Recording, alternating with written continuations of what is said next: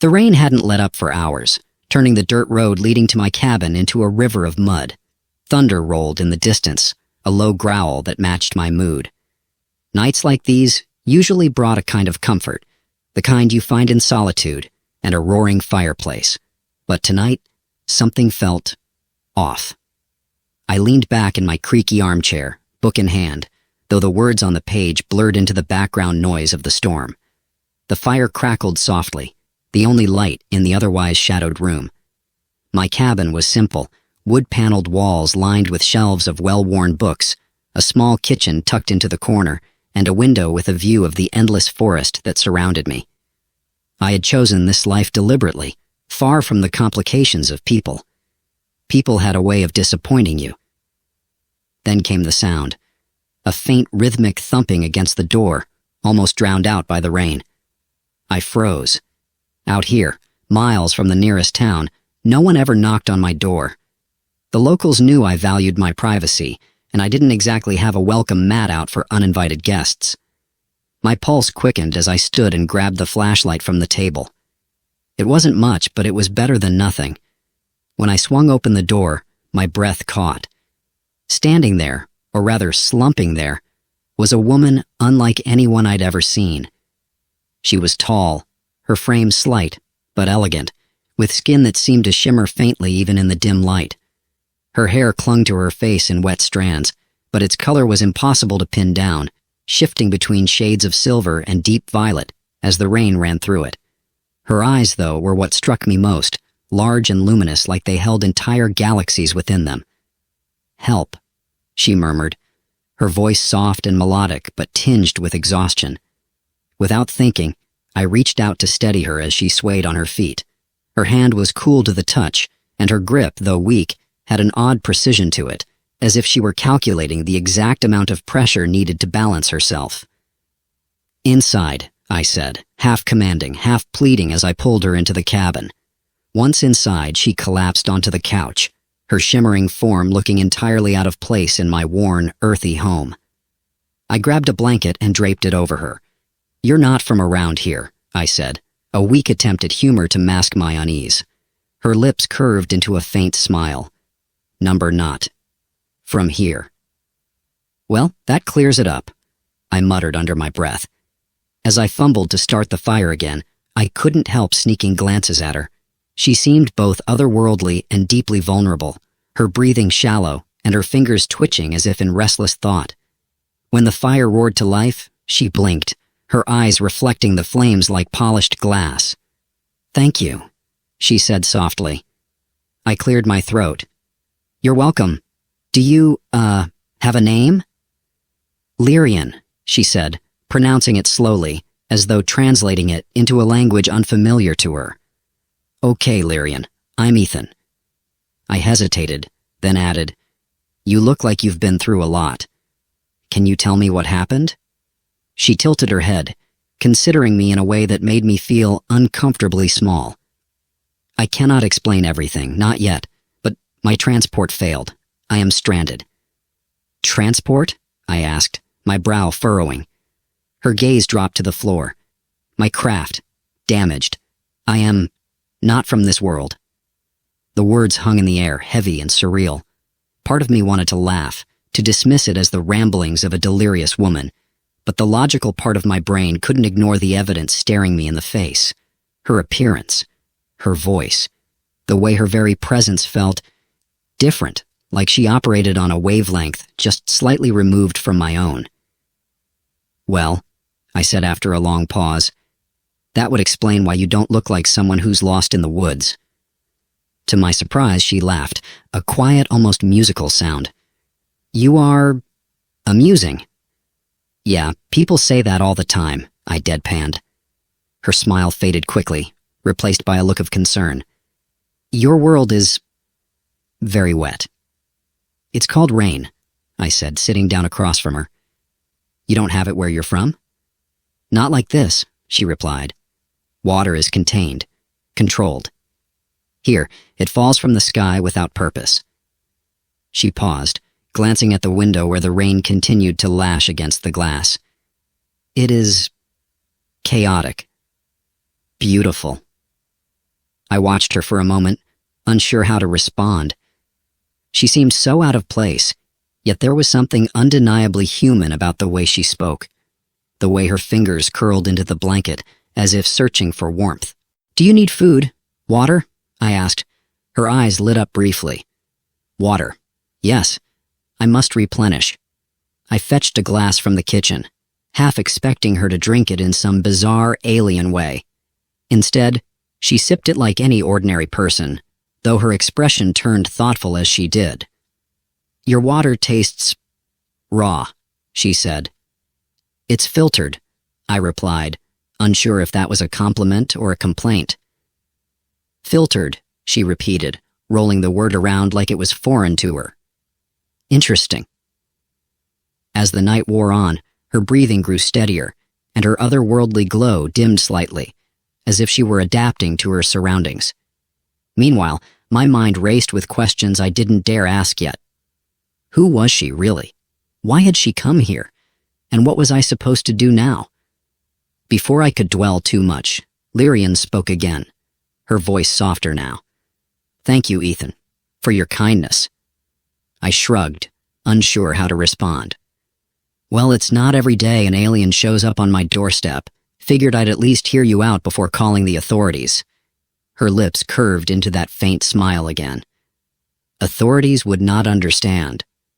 "Yeah, probably not," I muttered, leaning back in my chair.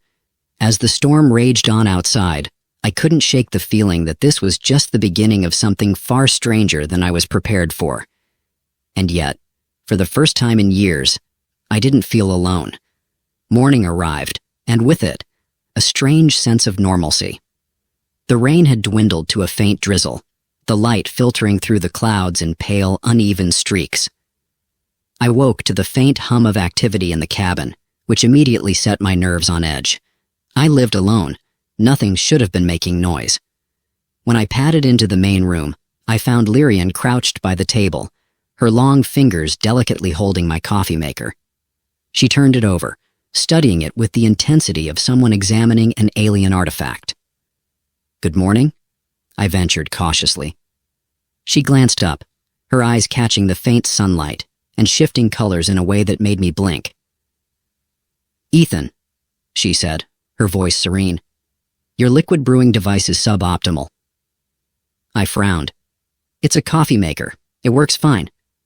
"Fine is not optimal," she replied matter-of-factly, setting it down with an air of mild disappointment. "It could be better." "Well, I like my suboptimal coffee," I muttered, reaching for it. But before I could start brewing, Lyrian tilted her head, studying me with that unnerving precision again. "Your sleep was inefficient," she said, her tone entirely serious. "Excuse me?" "You were restless," she elaborated. "I could hear you from the couch. You muttered something about losing another wrench." I sighed, running a hand through my hair. "It's not every day an alien crashes into my life, you know. It's been a lot to process." Her expression softened slightly, though her next words caught me off guard. "I can ensure more efficient rest for you if necessary. I am capable of—" "Let's just stick to coffee, okay?" I interrupted, holding up a hand. She blinked, looking faintly puzzled. "As you wish."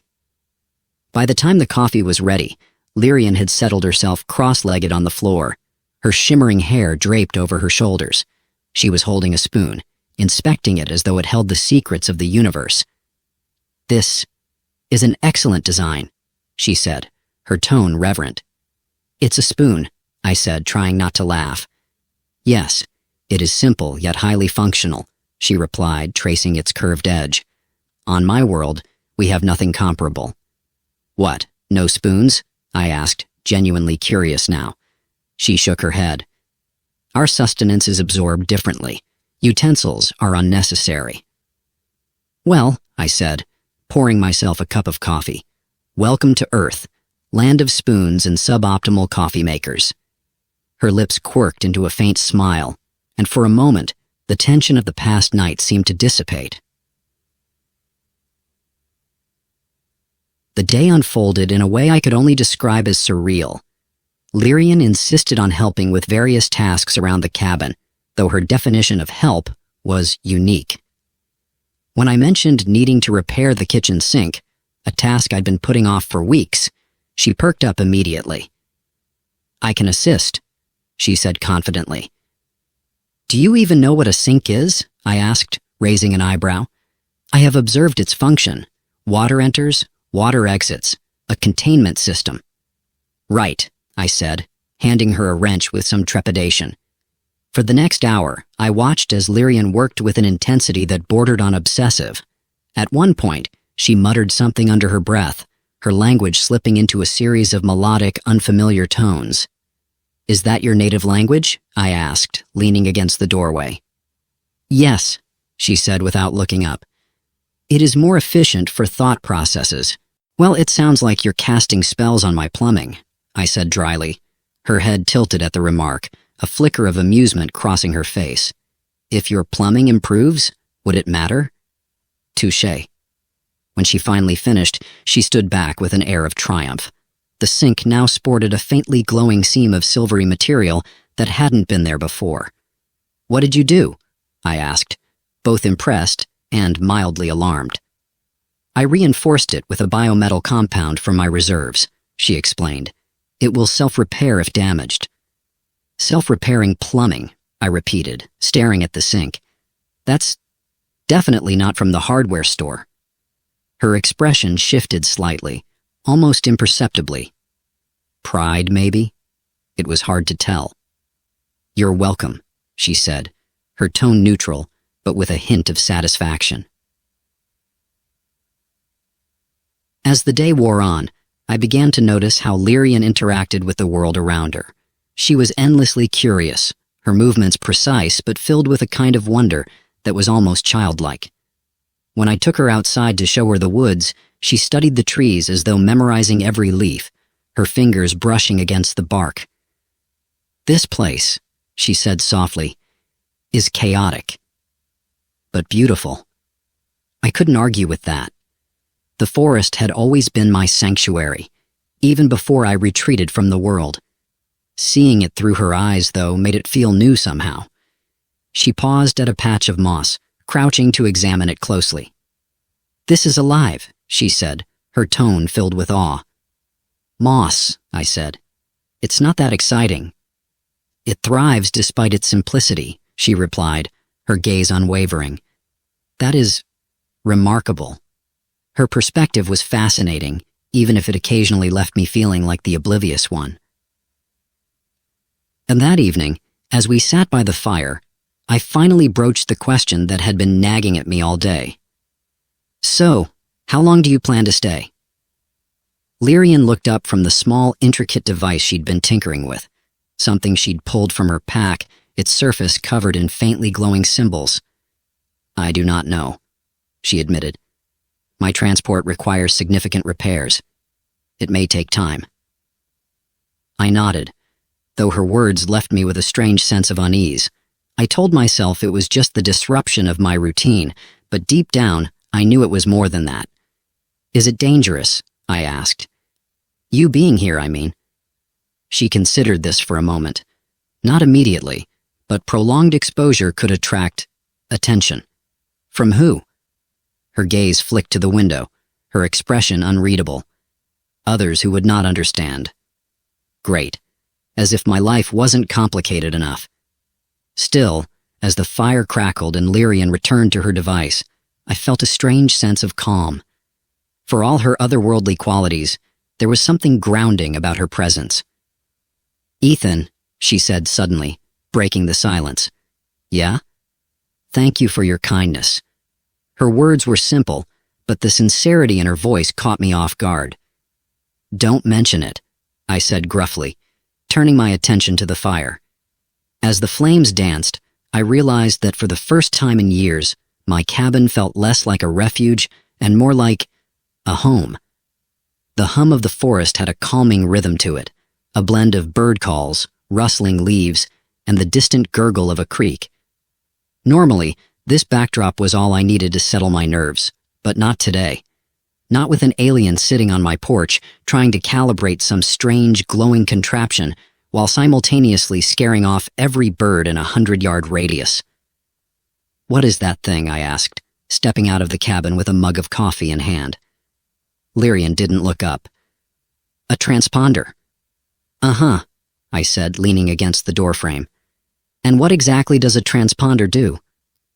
It transmits, she replied, her tone flat, though her fingers moved with a grace that belied the simplicity of her answer. I raised an eyebrow. Transmits what? A distress signal? Coordinates? Recipes for alien stew? She paused, her head tilting in that way she did when she found something particularly odd. Recipes? Numbered data, primarily. Figures, I muttered. You aliens always go for the boring stuff. Her lips twitched, almost imperceptibly. It was the closest I'd seen her come to laughing. Satisfied that I'd at least cracked her stoic exterior, I plopped down in the chair beside her. The transponder was about the size of a shoebox, its surface etched with intricate patterns that glowed faintly. Every so often it emitted a soft chime, like a wind chime caught in a gentle breeze. So, what's the plan? I asked. The plan? You know, I said, gesturing vaguely. The get off this planet plan. Or is this transponder your version of calling roadside assistance? Her gaze flicked to me, and for a moment I thought she was going to ignore the question. Instead, she set the device down gently and folded her hands in her lap. The transponder is complex, she began. It requires recalibration to function within your planet's electromagnetic parameters. Once complete, it may send a signal capable of reaching my people. And then what? They come pick you up in a flying saucer? Lyrian frowned slightly. Our vessels are not saucer-shaped. Of course they're not, I said, stifling a grin. Her gaze lingered on me, her expression unreadable. Why do you respond to serious matters with humor? I shrugged. Because the alternative is freaking out and I'm trying to avoid that. Besides, you've got this whole mysterious alien thing going on. Somebody's got to keep it light. Her head tilted again, but this time there was a glimmer of something in her eyes. Curiosity, maybe. Your species is resilient, she said finally. Yeah, we're a scrappy bunch, I replied, taking a sip of coffee.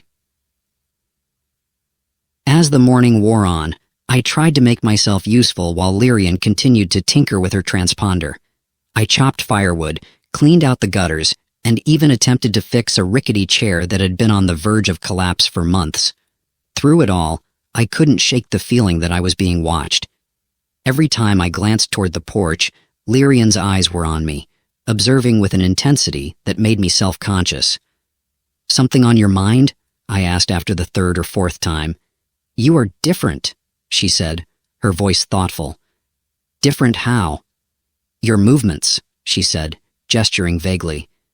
They lack efficiency, and yet you accomplish your tasks. Thanks, I said, unsure if that was a compliment. It is intriguing, she added, as though that clarified things. I decided not to press the matter.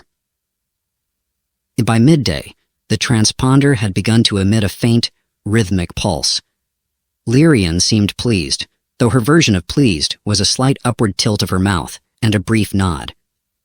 It is operational, she announced. Great, I said. Now what? Now we wait. For how long? She hesitated, her fingers brushing over the device. It is uncertain. My people may receive the signal quickly, or it may take time. Define time. Are we talking hours, days, years?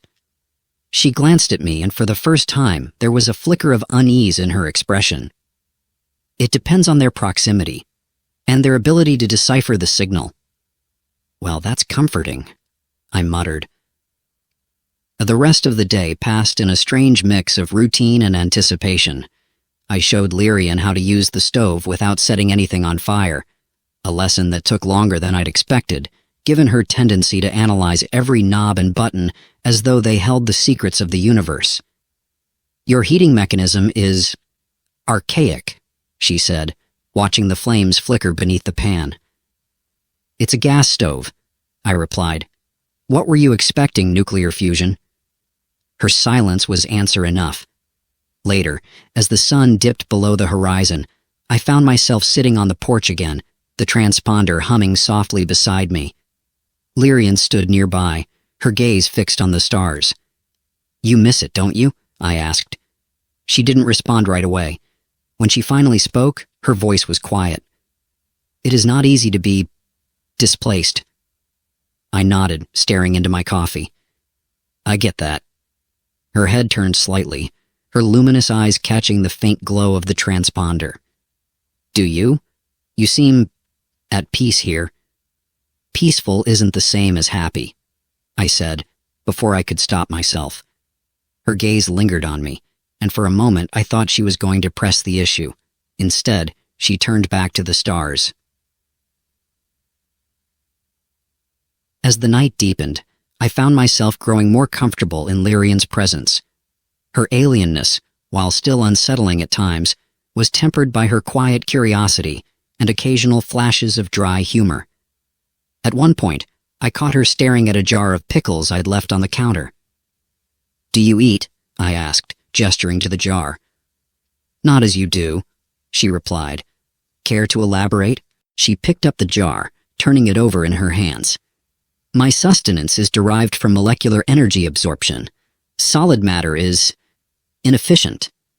"Well, you're missing out," I said, popping a pickle into my mouth. "These are a delicacy." Her expression didn't change, but there was a faint glimmer of amusement in her eyes. "I will take your word for it." As I lay in bed that night, the soft hum of the transponder echoing faintly through the cabin, I couldn't help but feel a strange sense of connection to Lyrian. She was still a mystery, her presence a disruption to the quiet life I'd built for myself. And yet, for reasons I couldn't fully explain, I wasn't eager for her to leave. The morning began in silence, the kind of quiet that settles after a storm. Lyrian was already outside when I emerged from the cabin, her figure framed by the faint mist curling between the trees. She stood as still as a statue, her gaze fixed on the sky. "See something up there?" I asked, stepping onto the porch. Her head turned slightly, just enough for me to catch the flicker of tension in her expression. "The signal is faint," she said. "I'm attempting to discern its response pattern." I nodded, even though I didn't entirely understand what she meant. "Any luck?" "None yet." "Well," I said, leaning on the porch railing, "at least it's not raining." Her lips quirked, just a hint. Small comforts.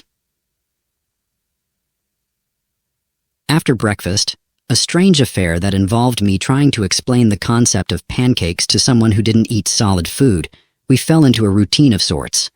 Lyrian alternated between monitoring her transponder and wandering the woods, her fascination with Earth's flora and fauna growing by the hour.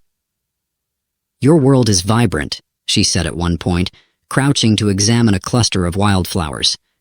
"Chaotic but vibrant." "Chaotic is a polite way of putting it," I muttered, swatting at a mosquito. "Welcome to Earth, home of mosquitoes, traffic jams, and bad coffee." She tilted her head. "Mosquitoes are efficient predators." "Yeah, well, they're also annoying," I replied, smacking another one. Her gaze lingered on me, her expression almost amused. "Your species complains often." "It's part of our charm," I said with a grin. And by midday, the tension that had been simmering since Lyrian's arrival took an unexpected turn. I was chopping firewood when a faint metallic whirring sound caught my attention. It wasn't the wind, and it definitely wasn't anything natural. "Lyrian?" I called, setting the axe down. She appeared almost instantly, her movement so fluid it was like she'd materialized out of the shadows. "You heard it too," she said, her voice calm but laced with urgency. "What is it?" Her gaze swept the tree line, her eyes narrowing. "Unfamiliar technology. Close." My stomach tightened. "Unfamiliar how?" She didn't answer, instead pulling a small device from her belt. It looked like a compact scanner, its surface glowing faintly as she turned it on. The whirring grew louder, and then, without warning, something emerged from the woods. A sleek, insect-like drone, its body shimmering with a metallic sheen.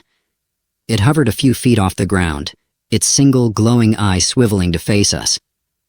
Friend of yours? I asked, my voice edged with nervous humor. Lyrian's expression hardened. No. Before I could process her response, the drone emitted a high-pitched chirp, followed by a beam of light that scanned the area. Lyrian moved quickly, pulling me behind her as she raised her scanner.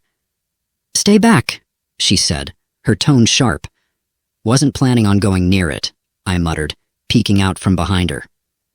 Lyrian pressed a button on her device, and a faint, pulsing wave of energy rippled outward. The drone shuddered, its movements becoming erratic before it veered sharply to the left and disappeared into the woods. What just happened? I asked, stepping out from behind her. I disrupted its signal, she said, lowering her scanner. Disrupted? You mean you broke it? Temporarily. Great, I said, running a hand through my hair. So now what? Are there more of those things out there? Possibly. Possibly? I repeated, my voice rising. That's not exactly reassuring, Lyrian. Her gaze softened slightly, though her tone remained steady. It is unlikely they will return immediately, but we should prepare. The rest of the day was spent fortifying the cabin, though I wasn't entirely sure how much good it would do against alien technology. Lyrian's approach was methodical, her knowledge of energy fields and structural weaknesses far beyond anything I could comprehend. At one point she paused, looking at me with something akin to concern. You are uneasy, she said. No kidding, I replied, hammering a board into place. I didn't exactly sign up for alien drones in my backyard. Her expression shifted, a faint crease forming between her brows. You blame me for this. I sighed, setting the hammer down. I don't blame you, Lyrian. But you showing up kind of changed things, you know. She nodded slowly, her gaze dropping to the ground. I did not intend to disrupt your life. Yeah, well, I said, offering a faint smile. Life's full of disruptions. You're just a little more unique than most. Her lips twitched again, that almost smile I was starting to recognize. As night fell, the forest seemed to grow quieter, the usual hum of crickets and rustling leaves replaced by an eerie stillness. Lyrian's transponder pulsed softly on the porch, its rhythmic glow the only light besides the stars. Do you think they'll come back? I asked, breaking the silence. They may, she said, her voice calm. Do you ever give straight answers? Her head tilted, and for a moment I thought she might laugh. Rarely. We sat in silence for a while, the tension between us tempered by the faint crackle of the fire I'd built in the cabin's small hearth. Despite everything, the drones, the uncertainty of Lyrian's presence, I felt a strange sense of companionship. You know, I said, staring into the flames, for someone who doesn't eat or sleep like a human, you're surprisingly relatable. Relatable? She repeated, her tone curious. Yeah, you're curious, you're resourceful, and you've got this dry sense of humor that sneaks up on you. Her gaze lingered on me, and for the first time, I saw something warm in her expression. You are unique as well, Ethan. Unique how? She hesitated, as though searching for the right words. You adapt to uncertainty with grace and humor. Not sure if grace is the right word, I said, chuckling. But thanks, I guess. Her lips curved into that faint smile again, and for a moment, the weight of the day lifted. As I lay in bed that night, listening to the faint hum of the transponder and the occasional rustle of the trees, I couldn't help but wonder what tomorrow would bring. For better or worse, my life was no longer just mine. And despite the uncertainty, I realized that part of me didn't mind. Dawn arrived with an uneasy quiet, the kind of stillness that makes your skin prickle. I stepped onto the porch, the coffee in my hand growing cold as I scanned the woods for signs of movement. Nothing. Just the faint rustle of leaves in the breeze and the soft hum of Lyrian's transponder. She was already awake, of course. Did she ever sleep? Sitting cross-legged beside the device. Her focus was so intense that I almost didn't want to interrupt. Almost. So, I began, leaning against the railing. Any progress? Lyrian glanced up, her expression unreadable. The signal has been received. My stomach dropped. Wait, received? As in, someone out there got it? She nodded, her fingers brushing over the transponder's surface. Yes, but the response is irregular. Irregular how? Fragments, she said, her tone thoughtful. Incomplete data. It suggests interference or an unfamiliar source. Unfamiliar? I asked, setting my mug down. You mean it might not be your people? She didn't answer right away, her gaze shifting to the tree line. It is possible. The morning passed in a haze of nervous energy. Lyrian remained glued to her transponder, her focus unyielding as she attempted to decipher the fragmented signals. Meanwhile, I busied myself with small tasks, stacking firewood, cleaning the cabin windows, anything to keep my hands busy and my mind from spiraling. By midday, the tension in the air had become almost suffocating. Finally, I set down the broom I'd been wielding like a lifeline and walked back onto the porch. You know, I said, crossing my arms, if this whole alien communication thing doesn't work out, you could always get a job as a professional statue. Lyrian glanced up, her lips quirking into that faint, almost smile I'd come to recognize. Your attempts at humor are persistent. Yeah, well, I said, shrugging. You're kind of a tough audience. Her gaze lingered on me for a moment before she returned her attention to the transponder. The interference is deliberate. The words hit me like a punch to the gut. Deliberate? You're saying someone's blocking the signal? Or attempting to manipulate it? She said, her tone calm but edged with tension. I swallowed hard. And we don't know who. No. Well, I said, forcing a grin, this just keeps getting better and better. That afternoon, the whirring sound returned. Faint at first, like the distant hum of a machine, but growing louder with each passing second. Lyrian was on her feet instantly, her scanner in hand. Stay here, she said, her voice sharp. Yeah, not happening, I replied, grabbing a flashlight, because of course, I didn't have anything more useful. We stepped into the woods together, the sound growing louder as we moved deeper into the trees. The sunlight filtering through the canopy cast strange, shifting patterns on the ground, making the shadows seem alive. And then we saw it. Another drone, larger than the first, its metallic surface gleaming in the dappled light. It hovered just above the ground, its movements unnervingly smooth. Lyrian raised her scanner, but before she could activate it, the drone emitted a piercing, high-pitched whine. The sound was disorienting, like nails on a chalkboard amplified 100-fold. I clapped my hands over my ears, stumbling backward. Lyrian! I shouted, my voice barely audible over the noise. She didn't respond, her focus locked on the drone.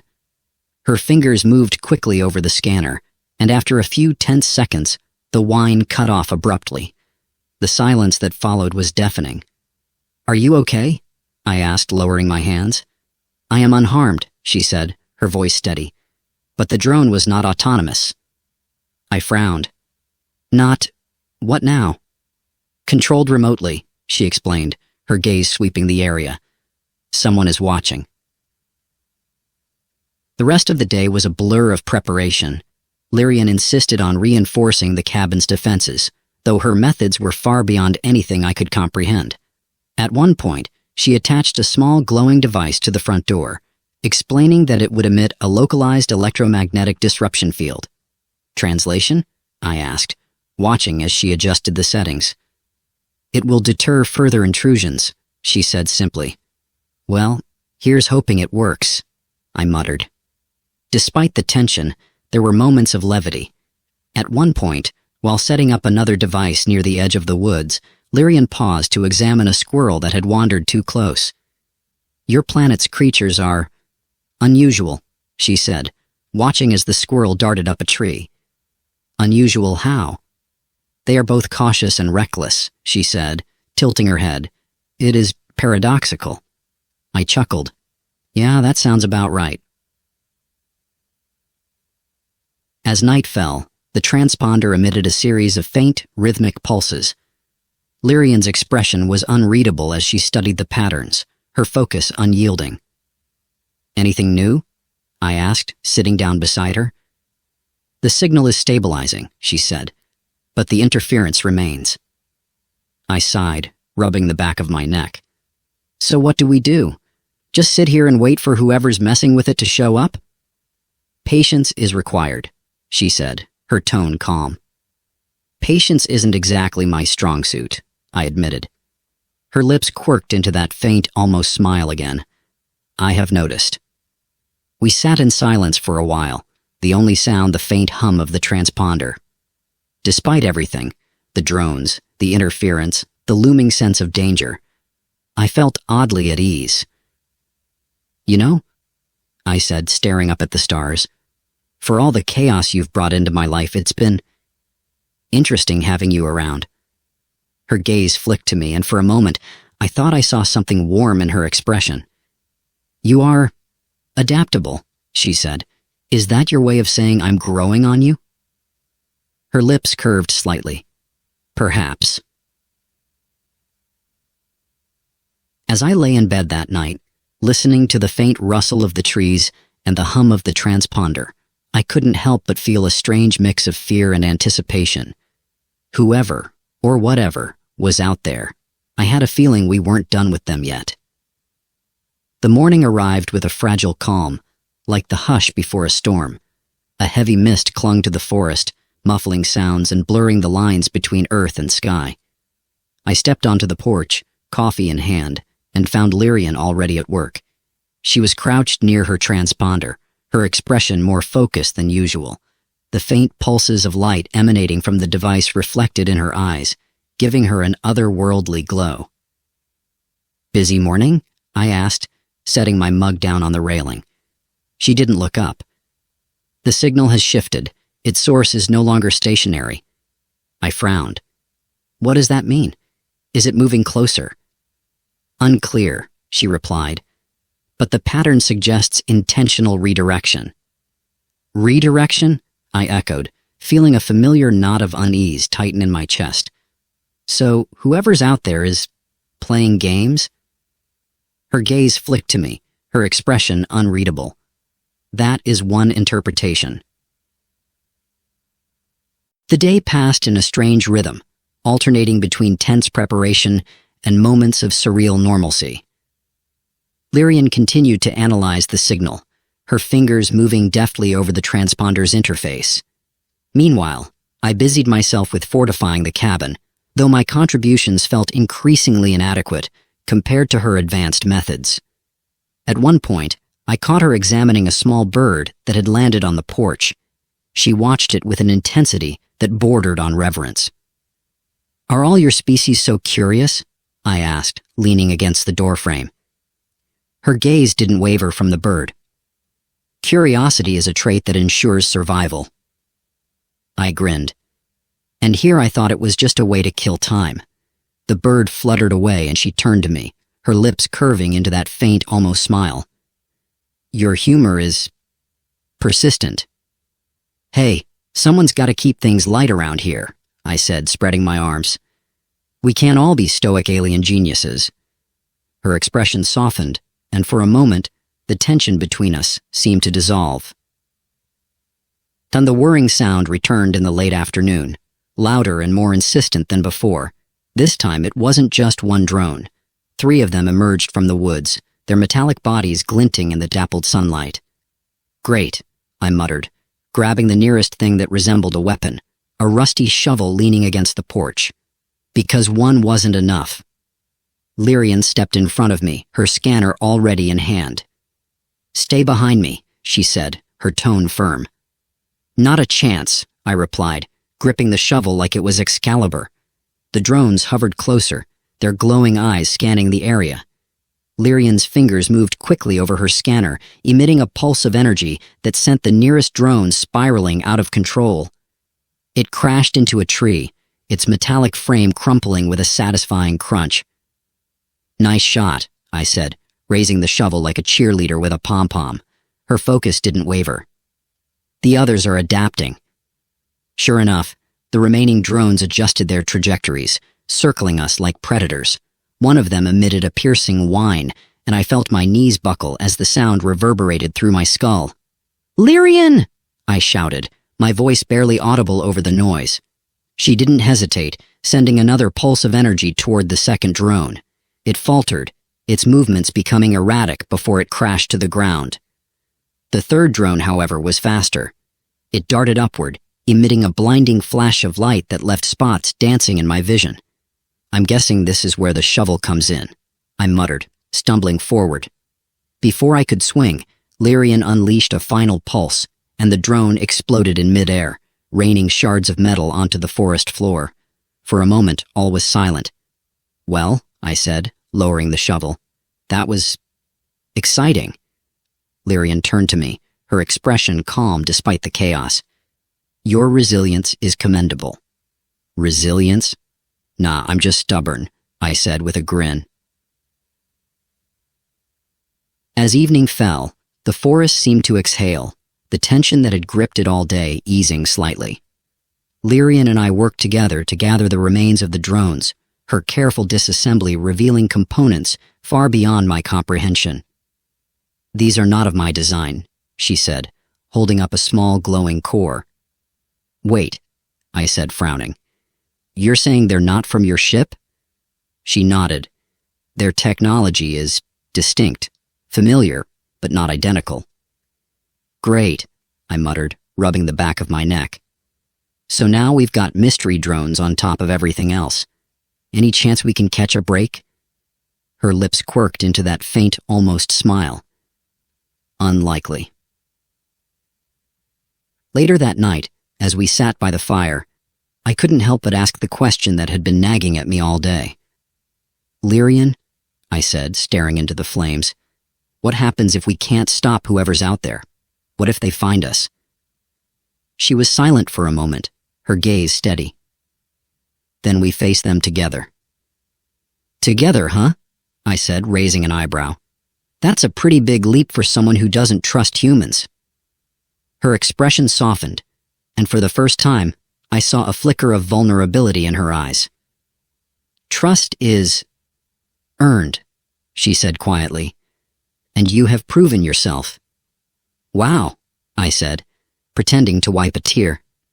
"I'm touched." She tilted her head, her lips curving into a faint smile. "Your humor remains persistent." "Gotta stick with what I'm good at," I said, grinning. Despite the tension, the moment felt oddly comforting. For the first time since Lyrian had crash-landed in my life, I felt a sense of solidarity, a shared purpose that went beyond mere survival. As the fire crackled and the stars winked into view, I realized something else. For all the chaos and uncertainty, I didn't want her to leave. And judging by the way her gaze lingered on the horizon, I wasn't sure she wanted to leave either. The night was darker than usual, the kind of black that seemed to absorb sound and light. The mist had returned, wrapping the forest in a heavy shroud. I sat on the porch steps, staring into the void, the warmth of the coffee mug in my hands doing little to soothe the growing knot in my stomach. Inside the cabin, Lyrian worked silently at her transponder. She'd been at it for hours, her focus unrelenting. The fragments of the intercepted signal had shifted again, but now they carried something new. Coordinates. "You okay?" I asked, stepping into the room.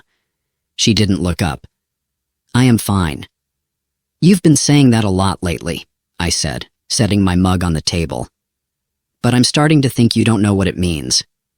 Her lips curved ever so slightly, but the tension in her shoulders remained. I pulled up a chair beside her. "So, what's the plan? We follow these coordinates and hope they lead us to the good guys?" "They are not my people," she said, her voice steady but low. I blinked. "Wait, what?" "The technology embedded in the signal is not consistent with my species," she explained, finally meeting my gaze. "Whoever sent this is something else." The next morning, we set out before dawn. The coordinates pointed to a location deep in the forest, far beyond where I'd ever ventured. As we moved through the trees, Lyrian carried her transponder like a compass, its soft pulses guiding our path. Any chance this is just a wild goose chase? I asked, breaking the silence. She glanced at me, her expression unreadable. Do you often pursue wild geese? I chuckled. It's a figure of speech, means we might be wasting our time. Ah, she said, nodding thoughtfully. Then yes, there is a chance. Great, I muttered. Good to know we're risking our necks for a maybe. We reached the clearing just as the sun broke through the mist. In the center stood a massive, crystalline structure, its surface shimmering like water. The air around it seemed to vibrate, a low hum that set my teeth on edge. This is it? I asked, glancing at Lyrian. She nodded, her eyes scanning the structure. It is a conduit, a transmitter of sorts. For what? Communication, she said, stepping closer. Or perhaps transportation. I stared at her. Transportation? You're saying this thing could send you home? Possibly, she said, her voice calm but tinged with uncertainty. Before I could respond, the structure pulsed with light. A series of symbols appeared on its surface, shifting and glowing like a living code. What's it saying? I asked, my heart pounding. It is a query, she said, her brow furrowing. It asks for identification. Well, tell it who you are. She hesitated, her gaze flicking to me. If I do, it may trigger an irreversible response. Like what? Like sending me away, she said quietly. The moments that followed felt like an eternity. Lyrian stood before the structure, her fingers poised over her scanner. The symbols continued to shift, their light reflecting in her eyes. Finally, she turned to me. If this is my opportunity to return, I must take it. I swallowed hard, forcing a smile. Yeah, of course, you should. She stepped closer, her expression softening. But I have learned something during my time here. What's that? That a home is not just a place, she said, her voice low. It is a connection. Her words hit me like a punch to the gut. For a moment, I couldn't speak. And you? She asked, tilting her head. Have you not found something here? I laughed softly, shaking my head. You mean besides existential dread and killer drones? Her lips curved into a faint smile. You avoid the question. I sighed, running a hand through my hair. Yeah, I guess I have. The structure pulsed again, brighter this time, and the symbols shifted into a new pattern. It is time, Lyrian said, stepping back toward the device. Wait, I said, grabbing her arm. If this thing sends you away, what happens to me? What happens to this? She looked at me, her gaze steady. You will endure, as you always have. Wow, I said, forcing a grin. Thanks for the vote of confidence. Her expression softened, and for a moment, I thought she might stay. Then the structure emitted a final, blinding flash of light. When it cleared, Lyrian was gone. The days that followed were quiet. Too quiet. I went about my routine, chopping wood, tending the cabin, trying to ignore the hollow ache in my chest. Then, one evening, as I sat on the porch staring at the stars, a familiar hum broke the silence. I turned, and there she was, standing at the edge of the clearing, her transponder in hand and a faint smile on her lips. What took you so long? I called, my voice catching. I had unfinished business, she said, stepping closer. As she approached, I felt something I hadn't felt in a long time. Hope. Welcome home, I said, grinning. Her gaze softened, and for the first time, I saw her smile fully. Yes, she said, I believe I am. And in that moment, beneath the stars, I knew neither of us would ever be alone again.